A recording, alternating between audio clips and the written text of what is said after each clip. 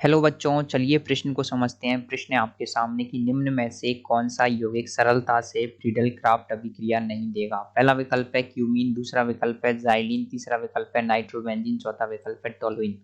तो आपको बताना है कि निम्न में से कौन सा बड़ी आसानी से फ्रीडल क्राफ्ट अभिक्रिया नहीं देगा। तो दिए गए प्रश्न की जो मुख्य अवधारणा है वो ये है कि आपको सबसे पहले तो पता होना चाहिए कि फ्रीडल क्राफ्ट अभिक्रिया क्या होती है, और उसके बाद में आपको ये पता होना चाहिए कि दिए गए यौगिकों में से कौन फिडलक्राफ्ट अभिक्रिया नहीं देगा। तो देखिए, सबसे पहले आपको पता होना चाहिए कि फिडलक्राफ्ट अभिक्रिया क्या होती है और कौन नहीं देगा। तो सबसे पहले आप देखेंगे फिडलक्राफ्ट अभिक्रिया क्या होती है। देखिए, फिडलक्राफ्ट अभिक्रिया क्या होती है, सबसे पहले क्या होता है, आपके पास में बेंजीन बल होती है।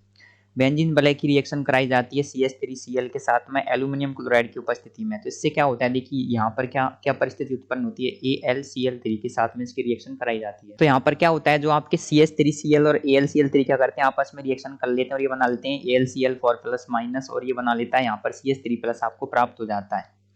ये क्या होता है, ये CH3+ क्या हो जाता है, आपके CH3+ आप सभी लोग जानते हैं ये होता है आपके इलेक्ट्रॉन स्नेही, और यहाँ ये हो जाता है आपके एक नाभिक स्नेही।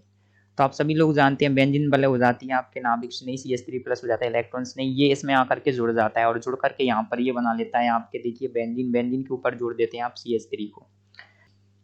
फ्रीडल क्राफ्ट अभिक्रिया का सीधा सा मतलब है कि किसी भी इलेक्ट्रॉन स्नेही को आप AlCl3 की उपस्थिति की सहायता से बेंजीन वलय में जोड़ दो तो वो आ जाएगी आपकी फ्रीडल क्राफ्ट अभिक्रिया। तो हम देखते हैं, सबसे पहला विकल्प दे रखा है आपको, वो है आपके सामने क्यूमीन। तो यहाँ पर एक और बात आपको याद होनी चाहिए कि जो फ्रीडल क्राफ्ट रिएक्शन है उसके लिए जो नाभिक स्नेही है, नाभिक स्नेही का मतलब होता है जिसके पास में क्या होना चाहिए, नाभिक से स्नेह रखे, यानी कि जिसके पास में जो ऋणात्मक आवेश है क्या हो, ज्यादा हो। यानी कि ऋणात्मक आवेश जिसके पास ज्यादा होगा वो क्या करेगा, बड़ी आसानी से फ्रीडल क्राफ्ट अभिक्रिया करेगा। जिसके पास बेंजीन वलय में ऋणात्मक आवेश बढ़ाने की क्षमता होगी वो बड़ी आसानी से फ्रीडल क्राफ्ट अभिक्रिया करेगा।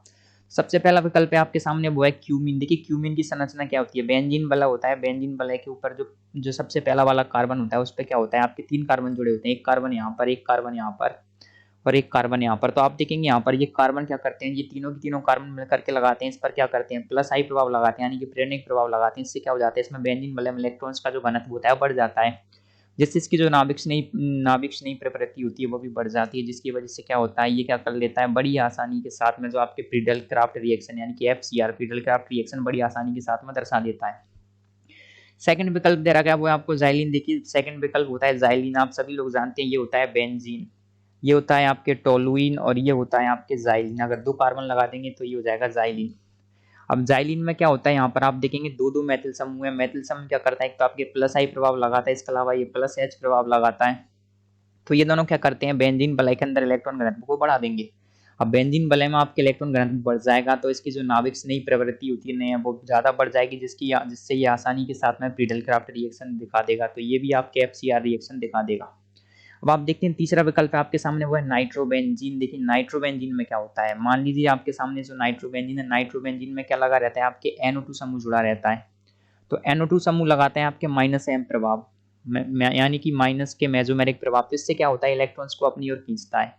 इलेक्ट्रॉन्स को अपनी ओर खींचेगा तो बेंजीन वलय में जो इलेक्ट्रॉन घनत्व है उसको ये घटा देगा, जिससे इसकी जो नाभिक स्नेही प्रवृत्ति होती है वो क्या हो जाती है, कम हो जाती है। जिससे क्या होता है, यहाँ पर क्या होता है, हमारे पास में मान लीजिए कोई भी जो धनायन होगा, मान लीजिए CH3+ है, अगर आप इसको यहाँ पर लाएंगे और यहाँ पर क्या है NO2+, तो ये क्या, ये बेंजीन वलय में नहीं जुड़ पाएगा। कारण क्या है, क्योंकि यहाँ पर जो ऋणात्मक आवेश है क्या है, बहुत ही कम रहता है। बहुत कम रहने की वजह से जो आपके फ्रीडल क्राफ्ट रिएक्शन है वो संपन्न नहीं हो पाती है। तो नाइट्रोबेंजीन में -M प्रभाव होने की वजह से क्या करता है, ये बेंजीन वलय के इलेक्ट्रॉन घनत्व को कम कर देता है, जिससे इसकी नाभिक स्नेही प्रवृत्ति कम हो जाती है। इसी कारण से ये क्या करता है, आपके फ्रीडल क्राफ्ट रिएक्शन नहीं दर्शा पाता है। और आपको चौथा विकल्प दे रखा है, चौथा विकल्प आपके सामने वो टोलुइन। तो आप सभी लोग जानते हैं टोलुइन क्या होता है। देखिए, ये सिंपल वाली वलय होती है, वो होती है बेंजीन। बेंजीन में आप एक मेथिल लगा देंगे हो जाएगा टोलुइन। तो आप जानते हैं ये क्या लगाता है, आपके प्लस आई प्रभाव लगाता है, प्लस H प्रभाव लगाता है। तो ये क्या करता है, प्लस आई प्रभाव प्रेरणिक प्रभाव लगाने की वजह से बेंजीन वलय में इलेक्ट्रॉन घनत्व को बढ़ा देता है। इलेक्ट्रॉन घनत्व बढ़ जाएगा तो ये बड़ी आसानी के साथ में आपके फ्रीडल क्राफ्ट रिएक्शन दर्शा देगा। तो हम देख सकते हैं कि हमारा जो विकल्प 3 था, तीसरा विकल्प क्या था आपके नाइट्रोबेंजीन। नाइट्रोबेंजीन क्या करता है, आपके फ्रीडल क्राफ्ट अभिक्रिया नहीं दर्शाता है। तो हमारे प्रश्न का जो सही उत्तर आएगा वो आ जाएगा आपके विकल्प C नाइट्रोबेंजीन। तो दिए गए विकल्पों में से नाइट्रोबेंजीन सरलता से फ्रीडल क्राफ्ट अभिक्रिया नहीं देगा। तो आशा करते हैं आपको प्रश्न का उत्तर समझ आया होगा। धन्यवाद।